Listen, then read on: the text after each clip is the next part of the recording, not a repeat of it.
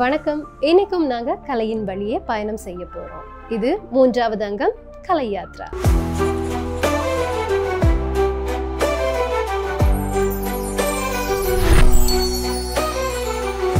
ஊடகங்களுக்கெல்லாம் தாய் அப்படின்னா அது பத்திரிகை ஊடகம் தான். உலகத்துல நடக்கிற செய்திகள் எல்லாத்தையும் பொதுவா எல்லாருக்குமே தெரியப்படுத்துறதுக்கும் எல்லாரும் ஒரு இடத்துல நடக்கிற செய்திகளை தெரிந்து கொள்றதுக்குமான ஒரு பொதுவான முதல் ஊடகமாக இருந்தது பத்திரிகை. இன்னைக்கு கலை யாத்ரா நிகழ்ச்சியில நாங்க பத்திரிகை ஊடகம் சார்ந்து பயணிக்க போறோம். மனிதர்களுக்கு அவங்களோட உணர்வுகளையும் எண்ணங்களையும் வெளிப்படுத்துறதுக்கு ஒரு ஊடகம் தேவைப்பட்டது. அதுதான் மொழி. மனிதர்கள் மொழி மூலமா இன்னும் உறவுகளை விஸ்தரிக்க ஆரம்பிச்சாங்க. தன்னை சுற்றி நடக்கிற சம்பவங்களையும் சில பொது அறிவான விஷயங்களையும் தெரிஞ்சு கொள்றதோட தனக்கு தெரியாத இடத்துல நடக்கக்கூடிய விஷயங்களையும் தெரிஞ்சு கொள்ள முயற்சி செய்தாங்க. அதற்கான ஒரு ஊடகமா உருவானதுதான் பத்திரிகை. பொது ஊடகத்தினுடைய முதல் ஆரம்பம் பத்திரிகை. இன்னைக்கு வளர்ச்சி அடைந்திருக்க வானொலி தொலைக்காட்சிக்கான முன்னோடியாகவும் இருந்தது பத்திரிகை துறைதான். இலங்கையை பொறுத்த வரைக்கும் வர்த்தமானிகள்ல இருந்து தொடங்கி இப்போ இணையம் வரைக்கும் காணப்படுது. இலங்கையில பத்திரிகை துறை எப்ப ஆரம்பிச்சது தெரியுமா? அந்நிய ஆட்சியினுடைய விளைவாக உருவானது இந்த பத்திரிகை. 1802ஆம் ஆண்டு இலங்கையில அரசு வர்த்தமானி அச்சிடப்பட்டதுல இருந்து பத்திரிகை துறை ஆரம்பமானது. காலப்போக்குல இது பல்வேறு வடிவங்கள் பெற்று இன்னைக்கு டிஜிட்டல் ஊடகங்களினுடைய வளர்ச்சி காரணமா இணைய இதழியல், குறுஞ்செயலி வழியா செய்திகளை பகிர்றது அப்படின்னு விரிவடைந்திருக்கு. உலகிலேயே முதல் தமிழ் பத்திரிகை இலங்கையில தான் வெளியிடப்பட்டது. இதற்கு பல்வேறு மாற்று கருத்துகள் இருந்தாலும் வரலாற்று அடிப்படையில பெரும்பாலானோர் உலகிலேயே முதலாக வெளிவந்த தமிழ் பத்திரிகையாக இலங்கையில 1841ஆம் ஆண்டு வெளிவந்த உதயதாரகை பத்திரிகையை ஏற்றுக்கொள்றாங்க. இப்போ பத்திரிகைகள் எப்படி அச்சிடப்படுது தெரியுமா? பத்திரிகை அச்சிடப்படுறதுக்கு முன்னதாகவே அதற்கான ஒரு அச்ச இந்த மாதிரியான தகடுகள்ல செய்து கொள்வாங்க. முதல்லயே பத்திரிகைகளை டிசைன் பண்ணிட்டு இந்த மாதிரி கம்ப்யூட்டர் மூலமா மெஷினுக்கு கனெக்ட் பண்ணி இந்த தகடுகள்ல அதை பிரிண்ட் பண்ணுவாங்க. இந்த தகடுகள் ரொம்பவே ஷார்ப்பா இருக்கும். இந்த தகடுகளை அச்சு பதிக்க இந்த மெஷின்ல போடுவாங்க. போட்டு ஒரு நிமிஷத்துக்கு அப்புறமா இந்த தகடு அச்சிடப்பட்டு வெளியில வரும். இதனுடைய அச்சு நீல நிறத்துல பதியப்பட்டிருக்கும்.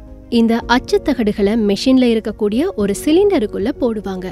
அந்த சிலிண்டருக்குள்ள போடுறதுக்கு ஏற்ற மாதிரியாக தகடுகள்ல சின்ன வளைவை ரொம்ப ஷார்ப்பா ஏற்படுத்துவாங்க. அதற்கான ஒரு இயந்திரம் தான் இது. தகடுகள்ல வளைவுகள் ஏற்படுத்தப்பட்டதுக்கு அப்புறமா இத ஒரு சிலிண்டருக்குள்ள போடுவாங்க. ஒரு இயந்திரத்துல 4 சிலிண்டர்கள் இருக்கும். இந்த 4 சிலிண்டருக்குள்ளேயும் ஒவ்வொரு தகடுகளை போடுவாங்க. இந்த தகடுகள் ரொம்ப ஷார்ப்பா இருக்கிறதுனால இத சிலிண்டருக்குள்ள போடும் போது கைகளை வெட்டி விட்டுரும். அதுக்காக இத ரொம்ப கவனமா செய்வாங்க.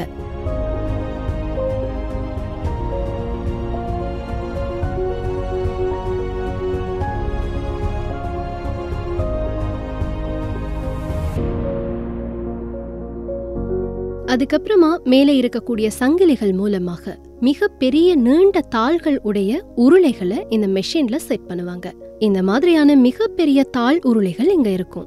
இந்த தாள்கள் வெள்ளை நிறமாக இருக்கும். இதற்கான ப்ராசஸ் எல்லாமே இந்த பக்கமா இருக்க ஒரு டிஜிட்டல் மயமாக்கப்பட்ட மெஷின்ல இருந்துதான் கட்டுப்படுத்தப்படுது. இதுல இருக்கக்கூடிய மானிட்டர்ஸை பார்த்து தேவைக்கேற்ற வகையில இந்த மெஷினை கண்ட்ரோல் பண்ணி கொள்ளுவாங்க. எப்பவும் பத்திரிகைகள் அச்சிடப்படும் போது அதற்காக பயன்படுத்துறது 4 நிறங்களை மட்டும்தான். நீலம், சிவப்பு, மஞ்சள், கருப்பு. இந்த 4 நிறங்களை அவங்க அச்சிடுவதற்கு தேவையான நிறங்களுக்கு ஏற்ற வகையில கலவையாக்கி அச்சிடுவாங்க. நாங்க நீலம், சிவப்பு, மஞ்சள், கருப்பு அப்படின்னு சொன்னாலும் இவங்க இத நீலம், மெஜெண்டா, மஞ்சள், கருப்பு அப்படின்னு சொல்றாங்க. சிவப்பு நிறத்தை மெஜெண்டாவுக்கு சமமா சொல்றாங்க. நிறங்களை பம்ப் செய்யக்கூடிய பெரல்ஸ் இதுதான். இங்க இருந்துதான் நிறங்கள் பம்ப் செய்யப்பட்டு அச்சுக்காக இந்த குழாய் வழிய போகுது. அதுக்கப்புறமா பத்திரிகைகள் மிக வேகமாக இந்த மாதிரியாக அச்சிடப்பட்டு மெஷின்லயே வெட்டப்பட்டு முழு பத்திரிகைகளாக வெளியில வருது.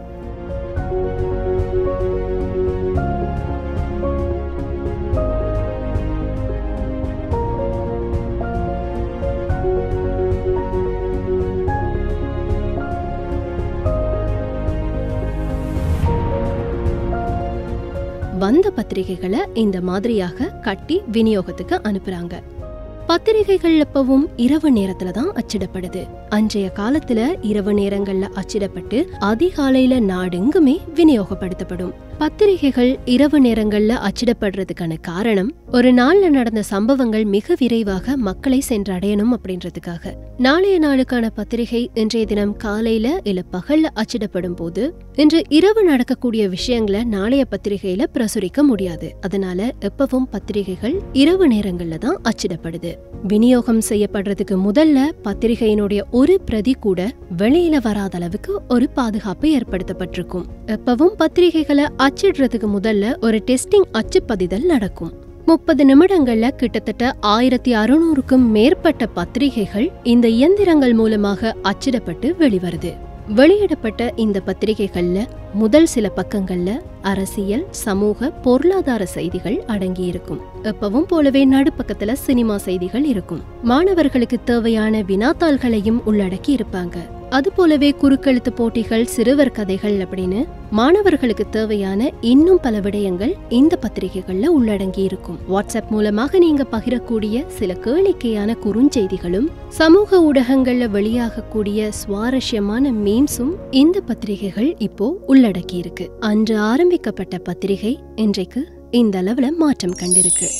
அன்றிலிருந்து இன்று வரைக்கும் இந்த பத்திரிகை துறை எப்படி இருந்திருக்கும்? எங்களால பத்திரிகை துறை ஆரம்பித்த அந்த காலகட்டத்துக்கு போக முடியாது. ஆனா அதற்கடுத்த காலகட்டம் ஒரு 70கள் மாதிரி இந்த பத்திரிகை துறைக்குள்ள நுழைந்து அதுக்கப்புறம் பல்வேறு படிகளை தாண்டிய ஒரு நபர்கிட்ட எங்களால பேச முடியும் தானே.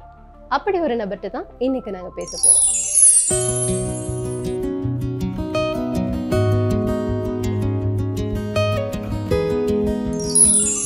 யாருக்காக இருந்தாலும் ஒரு துறைக்குள்ள நுழைறாங்க அப்படின்னா கண்டிப்பா அவங்களுக்கு ஏதாவது ஒரு நோக்கம் இருக்கும். அதுல ஒண்ணு பணமா இருக்கலாம், அப்படி இல்லைன்னா சேவையா இருக்கலாம். இந்த சேவைகள் பல இருக்கு. அதுல ஊடகத்துறையும் ஒரு சேவை தான்.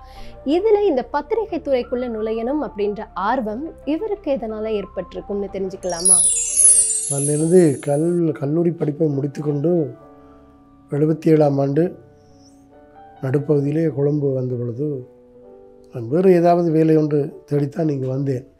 நான் பத்திரிகையாளராக வருவேன் என்று நான் ஒரு பொழுதும் அந்த நேரத்தில் நினைத்ததில்லை. ஆனால் வீரகேசரி பத்திரிகையிலே எனது உறவினர் ஒருவர் அங்கே வேலை செய்தார்.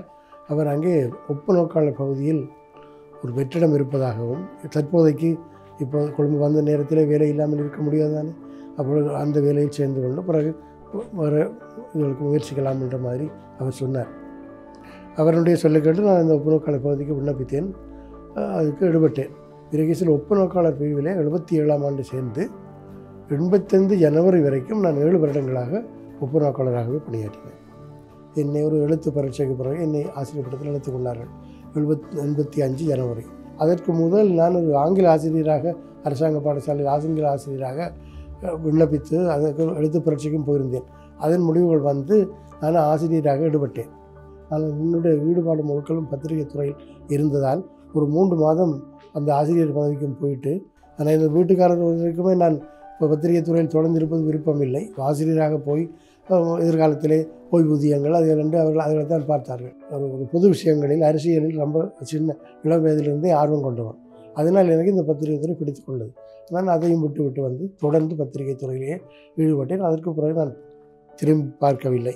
பிறகு நான் வீரகேசரியில் பணியாற்றிய காலத்திலே பாராளுமன்ற செய்தியாளராக 88ஆம் ஆண்டு தொடக்கம் 94ஆம் ஆண்டு வரைக்கும். அது ரொம்ப அரசியலே பிரேமதாசாவினுடைய கொலை, சந்திரியானுடைய ஆட்சி, யூஎன்பியின் ஆட்சி மாற்றம் என்று பல நிகழ்வுகள் நிறைந்த காலகட்டம், அரசியல் நிகழ்வுகள் நிறைந்த காலகட்டம். அங்கே யுத்தம், வடக்கிலே கிழக்கிலே யுத்தம்.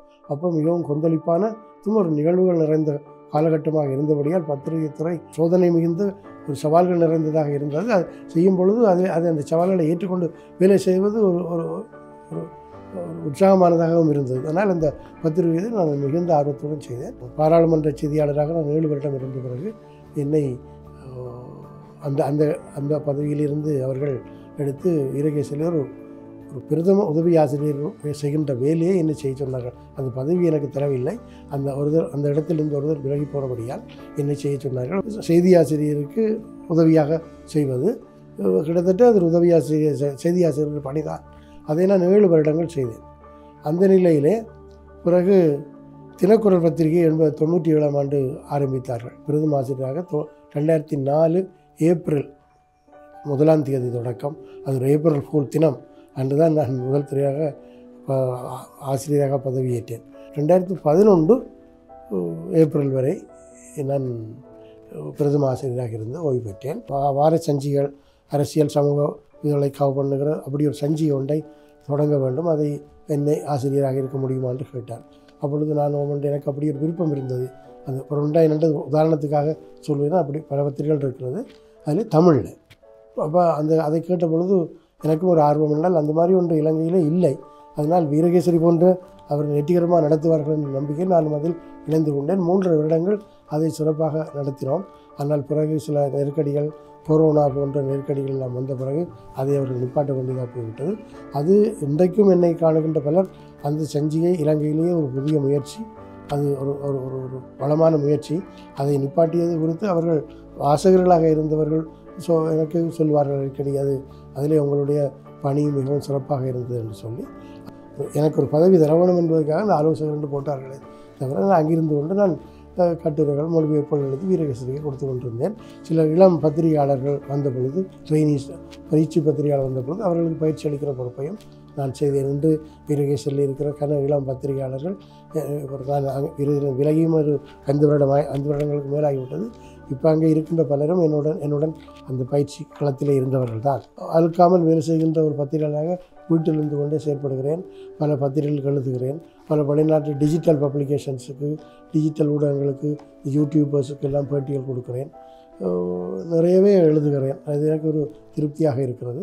ஒரு துறைக்குள்ள யாரும் நுழைகிறாங்க அப்படின்னா அந்த துறைக்குள்ள அவங்களுக்கு ஏதாவது ஒரு நோக்கம் இருக்கும். ஒன்று சர்வையாக இருக்கலாம், இன்னொன்று பணமாக இருக்கலாம்.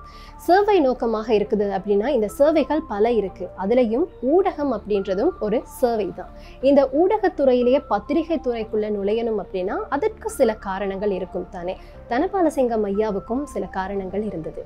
நாங்கள் பத்திரிகை ஆசிரியர்களாக வேலை செய்யும் பொழுது அந்த துறையில் உள்ள சகல அம்சங்களிலும் ஒன்றிய கவனம் செலுத்த வேண்டிய தேவை இருக்கிறது.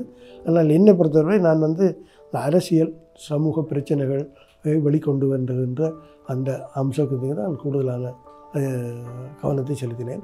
நான் எழுதிய கட்டுரைகள் கூட பெரும்பாலும் அரசியல் கட்டுரைகளாகவே இருந்தன. வேறு கட்டுரைகளும் செய்திருக்கிறேன், மொழிபெயர்ப்புகள் எல்லாம் செய்திருக்கிறேன். ஆனால் என்னுடைய நானாக எழுதுகிறது என்பதிலே நான் கூடுதல் கவனம் செலுத்தியது அரசியல் சமூக பிரச்சனைகளில் தான். நான் வீரகேசரியிலே ஆசிரியர் அந்த உதவி ஆசிரியராக இருந்த காலகட்டத்தில் கூட நான் அந்த வெளிநாட்டு செய்திகளை மொழிபெயர்க்கிற ஒரு உதவி அந்த பணியை ஒரு இடக்கட்டத்தில் செய்தேன். உலக வளம் என்று ஒன்று வரும், அதை கூட நான் எழுதினேன். அது கணிசமான அளவு வாசகர்கள் அதை பற்றி எனக்கு அந்த நேரத்திலேயே சொல்லியிருக்கிறார்கள். நானே சொல்லக்கூடாது, ஆனால் அவர்களது நான் எழுதுகிற முறையை பலரும் வரவேற்றார்கள். சிரேஷ்ட ஆசிரியர்கள், மூத்த ஆசிரியர்கள் கூட உனது எழுத்து நடை நன்றாக இருக்கிறது, இந்த துறையிலே உனக்கு ஒரு எதிர்காலம் இருக்கக்கூடிய அறிகுறிகள் தாராளமாக தெரிகின்றன என்று ரொம்ப உற்சாகப்படுத்தினார். இந்த பத்திரிகை துறையில் ஒவ்வொருத்தருக்கும் ஒவ்வொரு பொறுப்பு இருக்குது. ஒப்பு நோக்காளருக்கும் பொறுப்பு இருக்குது. அதாவது ப்ரூஃப் ரீடர்ஸ் அப்படின்னு சொல்லுவாங்க. கண்டிப்பாக அவங்கள தாண்டி தான் அந்த செய்தி பிரசுரம் ஆகும். ஆகவே அவங்களுக்கு அது சரியாக தெரிஞ்சிருக்கணும். அப்படி ஒரு தொழிலை செய்யும்போது, அப்படி ஒரு அந்த பகுதிக்குள்ளே நாங்கள் நுழையும் போது அதில் நாங்கள் கவனிக்க வேண்டிய சில விடயங்களும் இருக்குது. அதில் இருக்கக்கூடிய அனுபவங்களும் வித்தியாசமானது. அந்த நேரத்தில் அந்த ஒப்பு நோக்காளர் பகுதியிலே ப்ரூஃப் ரீடர்ஸ் என்று சொல்வது, வேறு வேலைகளுக்கு செல்வதற்கு முயற்சி எடுக்க வேண்டும் என்ற ஒரு ஆர்வத்தை பத்திரிகைக்குள்ளே பிரவேசித்ததும் எனக்கு அது குறைந்து போய்விட்டது. ஏனென்றால் அது எனக்கு பிடித்து கொண்டது. ஆனால் பத்திரிகை துறையின் பொழுது ஒப்பு நோக்காளர் பிரிவை பெரும்பாலும் ஆசிரியர் பீடத்துடன் இணைந்ததாக பலரும் பார்ப்பதில்லை. அந்த காலத்திலே அது ஏதோ எழுத்து பிள்ளையை பார்க்கின்ற ஒரு துறை மாதிரி தான் எல்லாரும் பார்த்தார்கள். ஆனால் அது பத்திரிகை துறையிலே அது ஒரு பங்கு, அது ஒரு பகுதி. அதை அந்த நேரத்திலும் சரி அந்த ஆசிரியர் பீடங்களில் இருந்தவர்களும் அதை ஒரு பத்திரிகை துறையோடு சார்ந்ததாக பார்க்காமல் தான் இருந்தார்கள். என்னை பொறுத்தவரை நான் சொல்வேன், அந்த ஒப்பு நோக்காளர் பிரிவில் இருந்து நான் பெற்ற அனுபவங்கள் தான் இன்று வரை நான் இப்போ ஒரு பத்திரிகையாளராக சிறப்பான முறையில் செயற்படுவதற்கு எனக்கு உதவினது என்பதை சொல்வேன். எந்த துறையாக இருந்தாலும் அந்த துறைக்குள்ள நிறைய சவால்கள் இருக்கும். அது எந்த காலகட்டமாக இருந்தாலும் ஒவ்வொரு காலகட்டத்திலையும் சவால்கள் மாறுபடுமே தவிர அந்த சவால்கள் குறைய போகிறது கிடையாது. இதே ஆரம்ப காலகட்டத்தில் பத்திரிகை துறை சந்தித்த சவால்கள் அப்படின்றது எக்கச்சக்கமாக இருக்குது. நாங்கள் பத்திரிகை துறையில் ஈடுபட்ட காலகட்டம் இனப்பிரச்சனை தீவிரமடைந்து ஆயுத போராட்டங்கள் 77ஆம் ஆண்டு ஏஆர் ஜெயவர்தனா ஆட்சிக்கு வந்த காலகட்டம். அதுக்கப்புறம் இனப்பிரச்சனை தீவிரமடைந்து ஆயுத போராட்டம் உள்நாட்டு யுத்தம் என்று அப்படியே இன்று வரை அதான் நடக்குது. அந்த காலகட்டத்தினூடாக வந்தபடியால் எங்களுக்கு பல செய்திகளை போடுவதிலே, செய்திகள் எடுப்பதிலே ஏற்பட்டுள்ள பிரச்சனைகள், எந்த தரப்பினரையும் பாதிக்காத வகையில் ஒரு பாதுகாப்பாக இருந்து எழுத வேண்டிய ஒரு தேவையும் இருந்தது. ஆனால் உண்மையான பிரச்சனைகளை மறைத்து பாதுகாப்பை தேடிக்கொள்ள வேண்டிய தேவை இருந்தால் பத்திரிகையாளராக இருப்பதில் அர்த்தமில்லை. சில விஷயங்களை துணிந்து செய்ய வேண்டிய நிலைமை ஏற்பட்டது, அச்சுறுத்தல்களும் ஏற்பட்டது. நான் என்னைக்கு ஒரு உயிருக்கு ஆபத்து வர்ற அளவுக்கு நான் ஒரு அச்சுறுத்தலை இந்த துறையிலே எதிர்நோக்கவில்லை. ஏனென்றால் நான் கூடுதலாக கொழும்பில் இருந்தவன். யுத்த காலகட்டத்திலே நான் வடக்கு கிழக்கில் வாழவில்லை. எல்லாரையும் சமப்படுத்தி கொண்டு ஒருத்தரையும் பாதிக்காத முறையில் செய்தி எழுதுவதுன்றது சாத்தியமில்லாத விடயம். அது அப்படி இருந்தும் நாங்கள் யுத்தத்தாலே மக்களுக்கு ஏற்பட்ட பாதிப்பு, மக்கள் பட்ட அவலங்கள், அதுகள் எல்லாவற்றையும் கணிசமான அளவுக்கு வெளிக்கொணரக்கூடிய அளவுக்கு ஒரு அதை எழுதுவதே, அதை எப்படி கையாளுவது என்பதே ஒரு சவாலாக இருந்தது. ரொம்ப மிகவும் சூடான பிரச்சனைகள், கொந்தளிப்பான பிரச்சனைகள் சம்பந்தமாக ரொம்ப ஆக்கப்பூர்வமான விமர்சனங்களோடு அந்த அம்சத்தையும் ஒரு தேசிய பத்திரிகை ஒன்றுக்குள்ளே மாற்று பத்திரிகைகளில் வருகிற அந்த முக்கியத்துவம் அந்த விமர்சன ரீதியான கடுமையான விமர்சன ரீதியான விஷயங்களையும் நாங்கள் தினக்குழுக்களே கொண்டு வந்தோம். அதற்கு பிறகு மற்ற பத்திரிகைகள் எல்லாமே அந்த போக்கிலே ஈடுபட ஆரம்பித்தார்கள். நாங்கள் தொடக்கி வைத்தது, நான் மட்டுமல்ல, என்னோட இருந்த எல்லாரும் தொடக்கி வைத்தது இன்று என்னோட இருந்தவர்களாக நாங்கள் வேலை செய்கிறார்கள். அந்த அம்சத்திலே நாங்கள் ஒரு சாதனை என்று சொல்லவில்லை, நாங்கள் ஒரு புத்தாக்க முயற்சியை செய்து அதில் ஒரு பயனுடைய ஒரு போக்கை ஆரம்பித்து வைத்தோம். ஊடகங்கள் சுதந்திரமானவை தான், ஆனால் அந்த ஊடகங்களுக்கும் கட்டுப்பாடுகள் இருக்குது. அதற்கான காரணம் ஒரு ஊடகத்திலிருந்து வெளிப்படக்கூடிய தகவல்களாக இருக்கலாம், நிகழ்ச்சிகளாக இருக்கலாம், என்னவா இருந்தாலும் அதில் நம்பகத்தன்மை இருக்கணும், அதில் உறுதித்தன்மையும் இருக்கணும். அது மக்களுக்கு நன்மை செய்யக்கூடியதாகவும் இருக்கணும், மக்களுக்கு சரியான விடயங்களை எடுத்து சொல்றதாகவும் இருக்கணும். அதனால இந்த கட்டுப்பாடுகள் அப்படின்றது அன்றைய காலகட்டத்தில் என்ன மாதிரி இருந்திருக்கும்?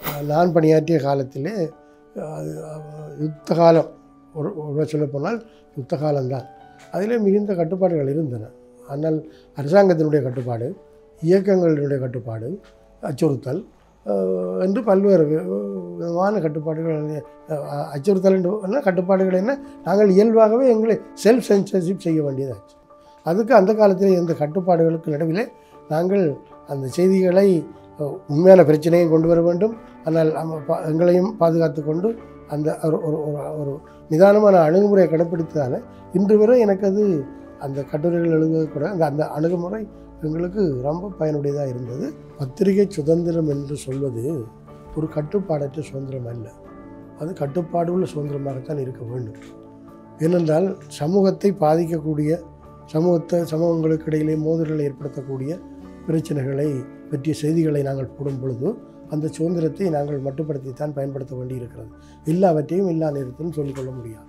சில காலகட்டத்தில் சில பிரச்சனைகளை நாங்கள் கொஞ்சம் அடக்கித்தான் வாசிக்க வேண்டி இருக்கும். அது அந்த சுதந்திரம் இருக்கிறது என்பதற்காக எதையுமே போட்டு கொண்டு போகலாம், செய்தலாம், ரெண்டு மாதிரி நடக்க முடியாது. என்றால் நாங்கள் பத்திரிகைகள் என்பது மக்களுக்கு பாதகம் இல்லாமல், மக்களினுடைய வாழ்க்கைக்கு பாதிப்பு இல்லாமல் முன்னெடுக்க வேண்டிய ஒரு தொழில்துறை என்பதாலே நாங்கள் அந்த சுதந்திரத்தை, அது கட்டுப்பாடான சுதந்திரம் தான், அந்த சுதந்திரத்தை நிதானமாக கையாள வேண்டும். அன்றைய பத்திரிகை துறை எப்படி இருந்திருக்கும்? அன்றைய பத்திரிகை துறை இன்றைய பத்திரிகை துறையோடு ஒப்பிடும் பொழுது தகவல் தொழில்நுட்பத்தின் மாற்றம் தான் அந்த வித்தியாசத்தை காட்டுது. முந்தியெல்லாம் ஒரு பத்திரிகையில் ஒரு படம் போடுறதென்றால், ஒரு நிகழ்வின் படம் போடுறதென்றால் எல்லா நிகழ்வுகளையும் படம் போட மாட்டார்கள். இப்போ நிகழ்வுகளின் படங்களை போட்டே செய்தியாக்கி விட்டுருக்கிறார்கள். படங்களை போட்டுட்டு அதுக்கு கேப்ஷனை, அந்த படக்குறிப்பு எழுதினாலே அதுக்குள்ளேயே செய்தி இருக்கிற மாதிரி வந்துடுது. ஆனால் அந்த நேரங்களில் படங்கள் போடுறது உறவு, அதுக்கான தொழில்நுட்ப வசதிகளும் அந்த நேரத்தில் அப்படி தான் இருந்தது. இன்று பத்திரிகை துறையை பத்திரிகைகளை பார்த்தீங்கன்னா ஒரு குறிப்பாக ஒரு நீதிமன்ற தீர்ப்பு பற்றி செய்தி போடுறதால் அந்த நீதி தேவதை கண்ணை கட்டி கொண்டு இருக்கிற அந்த படத்தையும் போடுகிறார்கள். அது சுட்டியல் மாதிரி அடிக்கிறத நீதிவான் வச்சிருப்பார், அதை போடுகிறார்கள். அந்த நேரத்தில் செய்தியாக தான் இருக்கும், சுட்டியல் கிட்டியல் ஒன்றும் வராது. அதனால் படங்கள் இப்போ இந்த விஷுவல் மீடியா, தொலைக்காட்சி, யூடியூப், அந்த இணையம் எல்லாம் வந்த பிறகு ஒரு காட்சிக்கு ஒரு கவர்ச்சி. அதனால் இந்த பத்திரிகை துறைகளில் கூடுதலாக படங்களை போட வேண்டியே இருக்குது. அன்றைய பத்திரிகைகள் மிகவும் பொறுப்புணர்வுடன் நடந்து கொண்டன. செய்திகளை கொடுக்கும் பொழுது சமூகத்தை பாதிக்காத வகையிலே, சமூகங்களுக்கு இடையில் முரண்பாடுகள் இல்லாத வகையிலே அதைகளை கையாண்டார்கள். அடுத்ததாக அந்த செய்திகளினுடைய மொழிநடையிலே பொது வழியிலே பயன்படுத்தக்கூடிய மொழிநடைகள் என்று ஒன்று இருக்கிறது. அதை அவர்கள் அதிலே மிகவும் கவனமாக இருந்தார்கள். எங்களுக்கு பயிற்சி தந்தவர்கள் எல்லோருமே நீண்ட கால பத்திரிகை அனுபவங்களை கொண்டவர்கள் என்றபடியால் எங்களுக்கு அவர்களுடன் வேலை செய்தது எங்களுக்கு பெரிய ஒரு வாய்ப்பாக போய்விட்டது. அன்றைய பத்திரிகைகள் சமூகத்துக்கு தேவையான விடயங்களை கொடுப்பதிலே கூடுதல் அக்கறை காட்டினார்கள், மிகுந்த அக்கறை காட்டினார்கள். போலி செய்திகளுக்கு இடம் இருக்கவில்லை. போலி செய்திகள் என்பதே அது அந்த காலத்தில் நாங்கள் பணியாற்றி தொடங்கிய காலத்திலே வந்ததாக சொல்வதற்கு இல்லை. அந்தளவுக்கு ஒன்றுக்கு 10 தடவை அதை செக் பண்ணித்தான், அதை சரிபார்த்துத்தான் பிரசுரித்தார்கள்.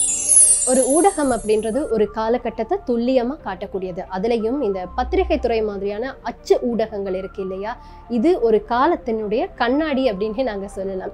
இந்த காலகட்டத்தில் என்ன மாதிரியான விடயங்கள் அதிகமாக, அதாவது எந்த மாதிரியான விடயங்களுக்கு மக்கள் மத்தியில் ஈர்ப்பு அதிகமாக இருந்தது? நான் பத்திரிகை துறையில் ஈடுபட்ட காலம் கிட்டத்தட்ட இனப்பிரச்சனை தீவிரமடைய தொடங்கிய காலம்.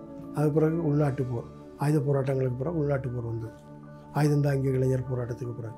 அதனால் எங்களுக்கு மிகவும் கொந்தளிப்பான ஒரு காலகட்டத்தில் வேலை செய்தபடியால் நாங்கள் அந்த போர் சம்பந்தமான பிரச்சனைகள், அதனால் மக்களுக்கு ஏற்பட்ட பாதிப்புகள், அழிவுகள், அவலங்கள், அந்த செய்திகளுக்கு முக்கியத்துவம் கொடுக்குற ஒரு காலகட்டத்தில் தான் நாங்கள் பணியாற்றினோம்.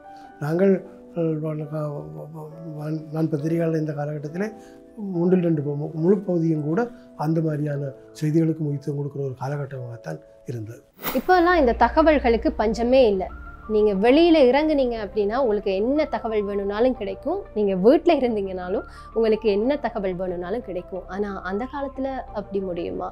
அப்போது தகவல்களை பெற்று அதை ஊடகங்களில், அதாவது பத்திரிகையில் வெளிப்படுத்தணும், பிரசுரிக்கணும் அப்படின்னா அதுக்கு சில வழிகள் இருக்கணும் இல்லையா? அது என்ன மாதிரியான வழிகள்? நாங்கள் பணியாற்ற தொடங்கிய காலகட்டத்திலே செய்திகள் என்பது அலுவலக நிருபர்களும் பிராந்திய நிருபர்களும் தருகின்ற செய்திகள் தான். அவற்றை அவர்கள் எழுதித்தான் அனுப்புவார்கள், அல்லது தொலைபேசி மூலம் யாழ்ப்பாணம் தூரடங்களில் தொலைபேசி மூலம் தருவார்கள். தொலைபேசி மாத்திரம்தான் எங்களுக்கு உடனடியாக செய்தியை பெறுவதற்கும் பிறகு சரியா பிழையா என்பதை சீர்பார்ப்பதற்கும் தொலைபேசி ஒன்றுதான் வாய்ப்பானதாக இருந்தது. வெளிநாட்டு செய்திகளை பொறுத்தவரை ராய்ட்டர்ஸ் செய்தி சேவை, பிடிஐ போன்று பல்வேறு சாதனங்கள் இருந்தது, அவற்றை பயன்படுத்தி கொண்டோம். மற்றும்படி இந்த தொலைபேசி ஒன்றின் ஊடாகத்தான் நாங்கள் வெளிநாட்டு செய்திகளுக்கு வானொலிகளும் கூட பெரிய அளவில் உதவி செய்தது. அத்துடன் ஒரு செய்தி கிடைத்தால் அதை சம்பந்தப்பட்டவர்களுடன் இன்று உடனடியாக தொடர்பு கொண்டு விரைவு பண்ணக்கூடிய வாய்ப்பு இருக்கவில்லை. இப்போ உடனே ஃபோன்லேயே எல்லாம் செய்வோம். நான் அந்த தொலைபேசி இன்னொருத்தரோட செக் பண்ணுறதுக்கு அவருக்கு தொலைபேசிக்கு கால் புக் பண்ணி போட்டு காவல் இருந்து ஒரு மணித்தியால்தான் அவரோட கதைக்க வேண்டிய காலகட்டமும் இருந்தது. இப்போ அந்த நேரத்தில் அதை மிக நிதானமாக அந்த வசதி, நவீன தொலைத்தொடர்பு வசதிகள்லாம் குறைந்த காலகட்டத்திலும் கூட மிகுந்த நிதானமாக அவர்கள் அதை செய்தார்கள். ஆனால் இன்று விரைவு பண்ணுறதுக்கு சகல விதமான எல்லாம் கையிலே இருக்குது, ஆனால் அதை கவனம் செலுத்துறது குறைவாக இருக்குது. ஒரு செய்தியை நாங்கள் பத்திரிகையில் வெளியிடணும் அப்படின்னா கண்டிப்பாக அதை பார்த்ததுமே மக்கள் அந்த நியூஸை போய் பார்க்கணும், அந்த நியூஸ் பேப்பரை வாங்கி படிக்கணும். அப்படின்ற மாதிரி ஒரு நியூஸை தான் நாங்கள் பிரசுரிக்கணும். அதுக்காக அந்த நியூஸை நாங்கள் பொய்யா போட முடியுமா? கிடையாது. ஒவ்வொரு நியூஸும் நாங்கள் எப்படி பிரசுரிக்கணும் அப்படின்ற ஒரு தன்மை இருக்குது. ஒரு சோகமான நியூஸை நாங்கள் ரொம்ப கவர்ச்சியான சந்தோஷமான ஒரு தலைப்பாக வச்சு நாங்கள் அந்த நியூஸை போட முடியாது. அதே மாதிரி ஒரு சந்தோஷமான தலைப்பை நாங்கள் அதுக்கு தொடர்பில்லாத இன்னொரு விதமாக பிரசுரிக்க முடியாது. ஆகவே ஒவ்வொரு செய்திகளையும் நாங்கள் அதற்கேற்ற அதே உணர்வோடு பிரசுரிக்கணும், அதே நேரம் மக்களை கவரக்கூடிய வகையிலையும் இருக்கணும். அப்படின்னா அந்த காலத்தில் அவங்க கையாண்ட யுக்திகள் என்னவா இருக்கும்? செய்திகளை பொறுத்தவரை தலைப்புகள், headline, gateway for the news. செய்திகளுக்கு வாசல் தான் தலைப்பு. அந்த இன்று வசனங்களையே தலைப்பாக எழுதி விடுகிறார்கள். அதனால் செய்திகளுக்கு தலைப்பு என்பது மிகவும் கவர்ச்சிகரமாக இருக்க வேண்டும். அந்த நேரத்திலே எனக்கு தெரிந்த காலகட்டத்தில் அந்த தலைப்பை போடும் பொழுது எழுத்துக்களை எண்ணி போடுவார்கள். என்றால் குறைஞ்ச சொல் இருக்க வேணும், ஆனால் அந்த உள்ளுக்கு பின்னுக்கு வருகின்ற செய்தியினுடைய அந்த முக்கியத்துவத்தை பிரகாசப்படுத்துகிறதாக அந்த தலைப்புகள் இருக்க வேண்டும். தலைப்புகளை போடுவது என்பது தனிக்கலை. ஆசிரியர் படத்தில் சில சப் எடிட்டர்ஸ் ஆசிரியர் படத்தில் செய்தி எழுதிட்டு இன்னொரு ஆள்கிட்ட கொடுத்து தலைப்பு போடுவாங்க, இதை நீங்கள் போட்டுத்தாங்கன்ட்டு. ஏன்னா ஆனால் அவங்களுக்கு பழகுறதுக்காக தான் அப்படி கேட்பாங்க. செய்திகளில் தலைப்பு போடுவது என்பது அது முதல் சொன்ன மாதிரி ஒரு தனி கலை. அதில் சிறப்பாக செயற்பட்ட பலருடன் பழகிய அனுபவம் எனக்கு இருக்கிறது. டேவிட் ராஜா, ஆர்வகம் போன்ற பலர். அவர்களெல்லாம் அந்த செய்தியை போட்டுட்டு சர்வ சாதாரணமாக அந்த கடிகை போடுவார்கள். ஆனால் ரொம்ப இலகுவாக இருக்கும், மக்களுக்கு அதை பிடிச்சு கொள்ளக்கூடியதாக இருக்கும். ஒரு கடையில் தொங்க விட்டுருக்கான் பத்திரிகை என்றால் அந்த தலைப்பை பார்த்துட்டே அவன் போய் அந்த பத்திரிகை வேண்டுற மாதிரி இருக்கும். இப்போ வசனங்கள் எழுதுகிறார்கள், முற்றுப்புள்ளி வைக்காத குறையாக முழுவதும் வசனங்கள் எழுதி விடுகிறார்கள், பெரிய வசனங்கள் எழுதுகிறார்கள். அதில் அந்த அந்த அந்த காலகட்டத்திலே அந்த இவ்வளவு நவீன தொழில்நுட்ப வசதி இல்லாத காலகட்டத்திலும் பத்திரிகைகள் மக்களை கவர்ந்தன என்று, வானொலிகள் கூட கவர்ந்தன என்றால் அந்த வானொலிகளிலே இருந்தவர்கள், ஒலிபரப்பாளர்கள், அந்த நிகழ்ச்சிகளை தயாரித்து வழங்கியவர்கள், அந்த நிகழ்ச்சியில் கலந்து கொண்டவர்கள் எல்லாரும் அந்த அந்த அந்த அந்த அந்த அந்த ஊடகத்தை பயன்படுத்துவதில் மிகுந்த தேர்ச்சி கொண்டவர்களாக இருந்தபடியே தான் முந்தி நாங்கள் படிக்கிற காலத்தில் எங்களுக்கு தொலைக்காட்சி கிடையாது. நாங்கள் வானொலியில் தான் நாடகம் கேட்டோம், செய்தி கேட்டோம், பாட்டு கேட்டோம். அதில் ஒரு படத்தை பற்றி, ஒரு திரைப்படத்தை பற்றி ஒரு மணித்தியாலும் திரைப்படமே அதில் வரும். நாங்கள் ஏதோ நேரப்படியை பார்க்குற மாதிரி உணர்ந்து அந்த படக்கதையை கேட்டுக்கொண்டிருப்போம். அந்த மாதிரிலாம் இருந்தது. அதுக்குரிய அதை கொடுக்குற முறை ஒன்று இருக்குது. அதுதான் நான் அந்த தலைப்புக்கு சொன்னது என்னென்னால், தலைப்பு தான் செய்திக்குடைய வாயில். அதில் போனால் தான் இதை பார்த்துட்டு உள்ளே போகக்கூடியதாக இருக்கும் என்று ஒரு நினைக்கவும். எனக்கு எங்களுடைய கெஸ்ட் பத்திரிகை துறையில் ரொம்ப காலமாக பயணம் செய்து ஓய்வு பெற்ற தனபாலசிங்கம் ஐயா. அதே மாதிரி அடுத்த கெஸ்ட் யார் அப்படின்னா, இப்போ இந்த பத்திரிகை துறையில் பயணம் செய்து கொண்டிருக்க ஜவுஃபர் அவர்கள்.